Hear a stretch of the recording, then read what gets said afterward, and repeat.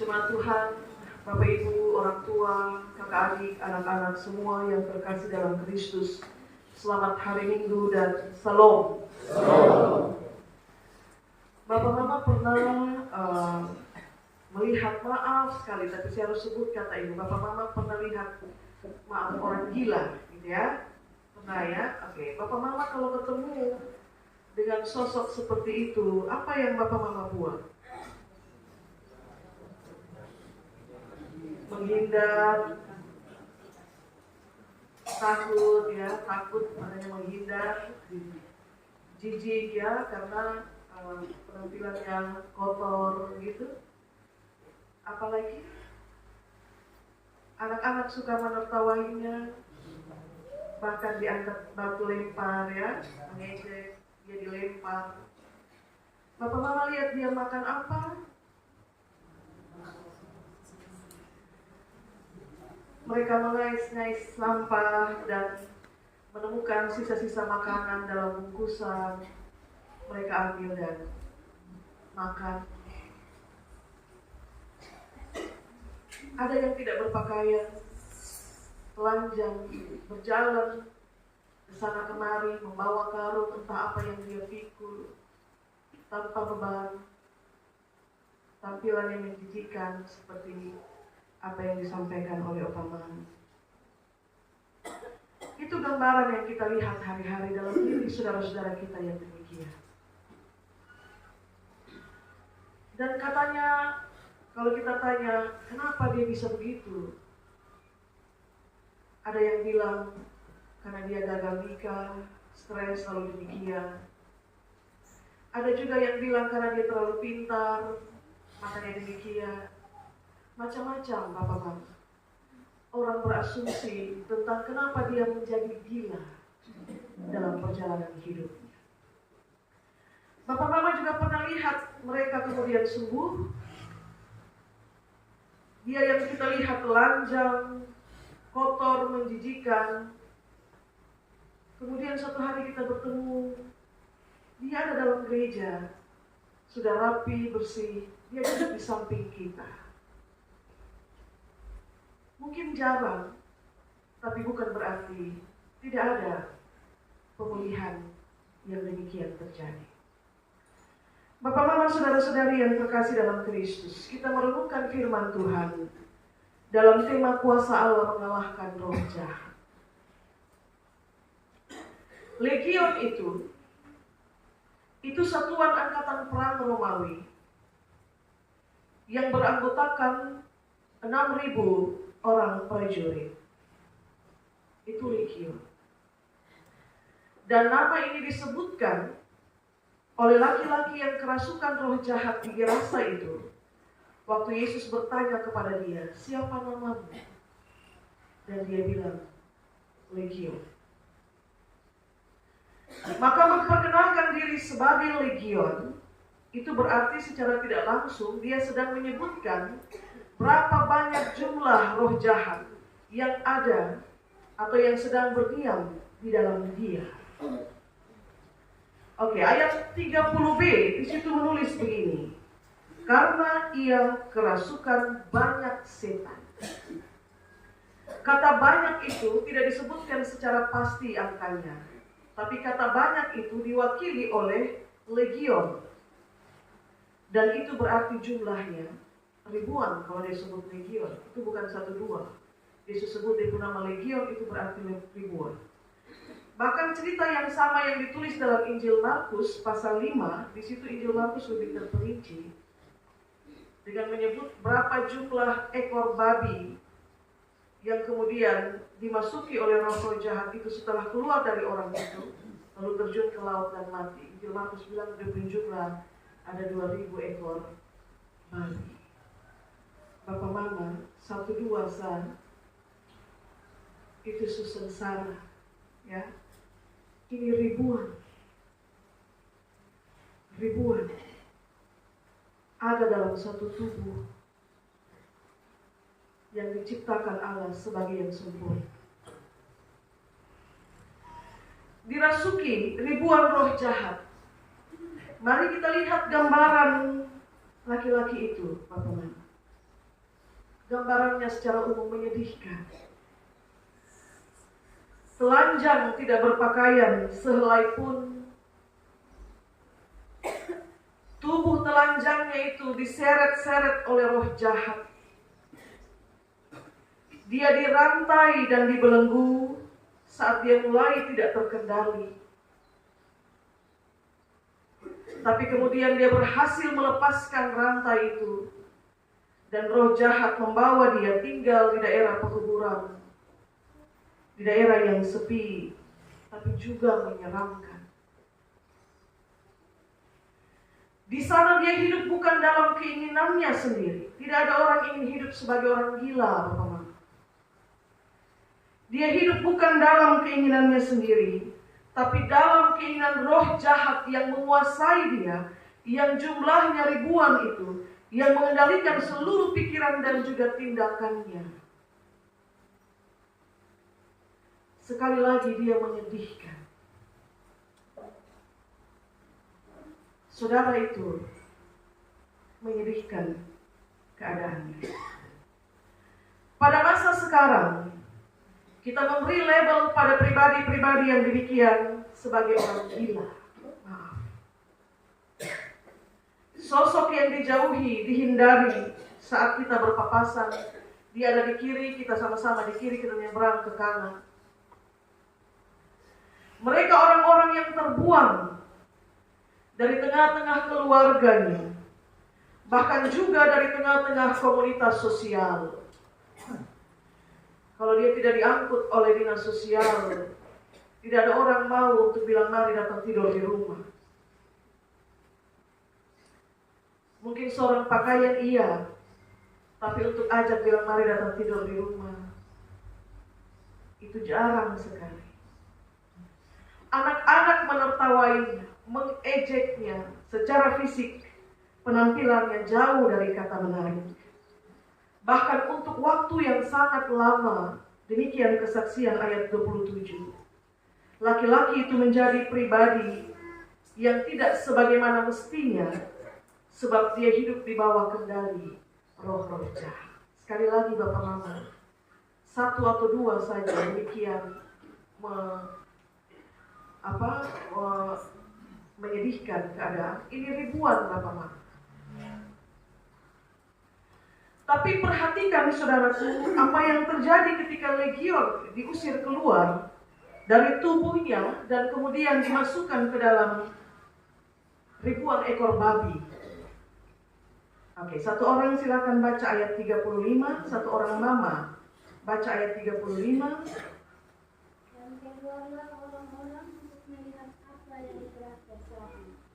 Mereka datang kepada Yesus dan mereka menjumpai orang yang telah digerakkan sekat-sekat itu duduk di kaki Yesus.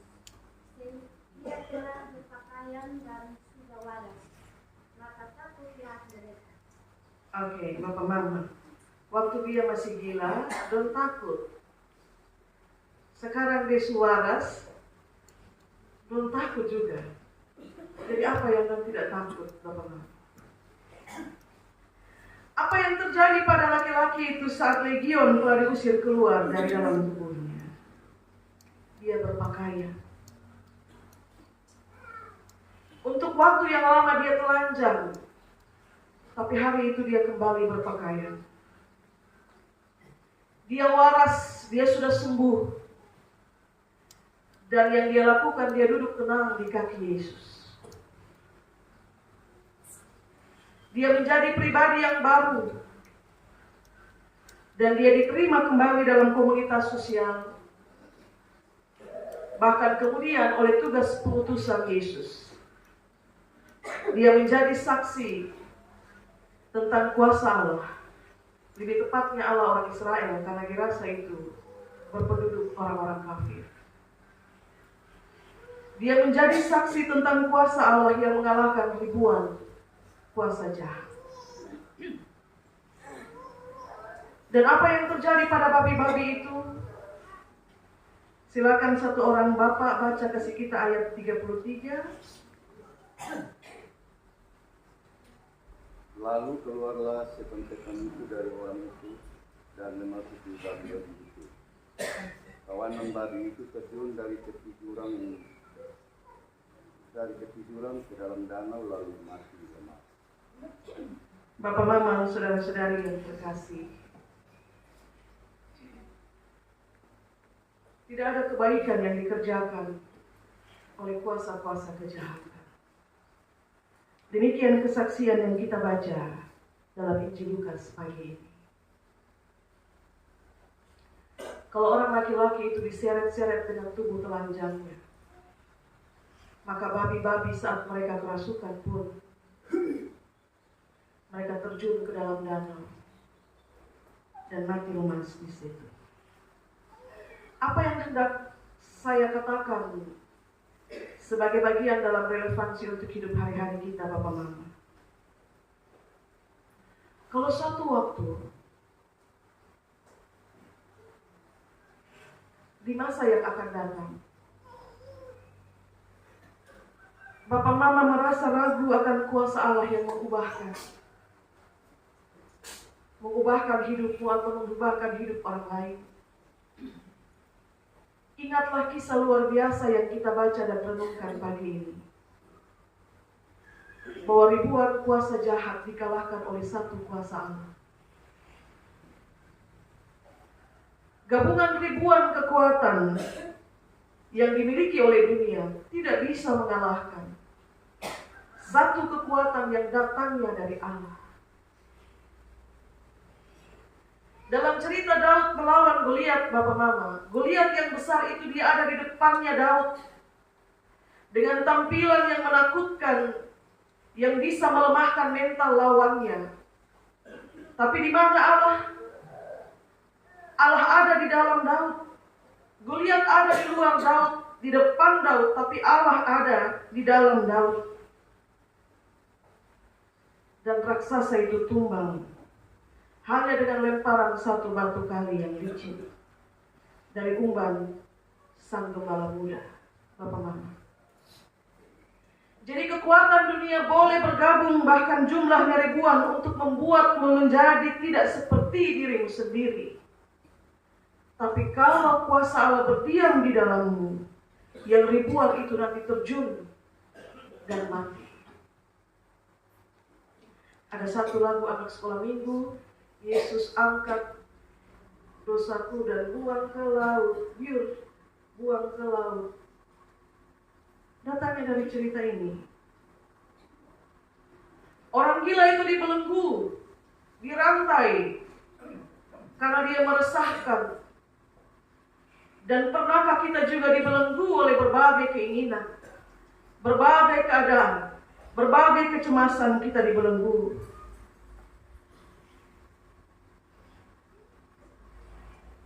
Dan kuasa Tuhan membuka ikatan-ikatan yang membelenggu. Dan kita ada sebagai orang bebas. Yang berikut dosa menelanjangimu,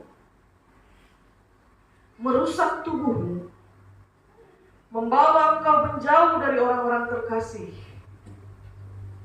Tetapi kuasa Allah memulihkanmu, membawamu kembali pada kehangatan orang-orang yang mengasihimu, dan kemudian menutupi ketelanjangan.